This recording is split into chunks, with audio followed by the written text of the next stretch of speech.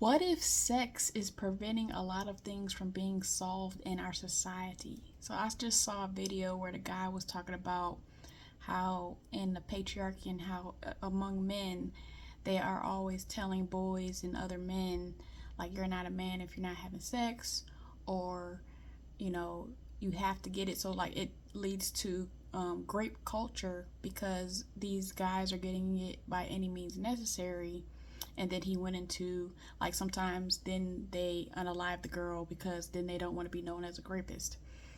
And then I saw another video where the guy was talking about, I can't remember what the whole video was about, but at some point he mentioned wondering if asexual people are creative people, like how many asexual people are creative people. Because I also did say in his comment section, I was wondering when he mentioned in the video about asexual people, I was wondering if they, in not having the urges to sex, are asexual people actually just able to transmute all of the sexual energy into something else that they want to do? How many studies? I haven't looked into asexuality, so I don't know how many studies have been done on it. So I'm wondering if it's not just the lack of desire, but the ability to transmute it into something else. And with those powers combined, I was like, ooh, because I read Think and Grow Rich years ago, and chapter 11 is on the mystery of sexual transmutation. And now I'm wondering how much people are not transmuting their sexual urges, and you could be transmuting that into creativity or motivation for something else.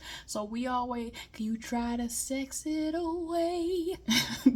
But we're always trying to blame, like, oh, if you stop being a rapper, then you could have been a doctor. But if you stop having sex so much, like the people who are like addicted to sex, because the first video I mentioned, I started going into, sexual expression is fine and we're becoming more, liberal, but then there's the idea of gluttony and too much sex. And then I went into the corn industry and I'm like, dang, how many of those people who just having sex all day probably have the solution to like cancer or something? Because in Think and Grow Rich, he makes the point, he's only talking about men, but he makes the point that for men in their 40s to 60s, that's when they naturally figure out how to transmute their sexual urges into motivation to get things done. And so I imagine, women can do that too, but, Think and Grow Rich came out in like the 1920s, so they didn't want to talk about no women or nothing. But I'm wondering how many people, if you knew how to just shift your energy, because it's the same thing with, like, if you're afraid of public speaking and you get nervous in public speaking, you can change the energy of nervousness into excitement. And so the ability to shift your energies and make it and turn it from a negative to a positive, not necessarily that sex is negative, but no energy leaves this earth.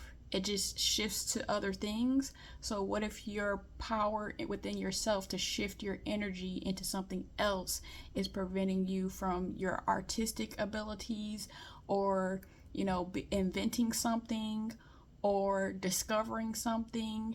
And I'm not even saying all in the like bureaucratic system, because I only have a bachelor's degree. I'm still a professor. I refuse to get any more degrees. I just read. I just find hobbies. I'm not the stereotypical black woman. I'm about to get 12 masters. No, I'm just getting hobbies and reading books.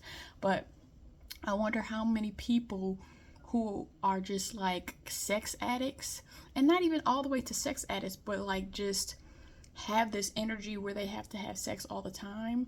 What if you could shift that energy into something else that you want to do?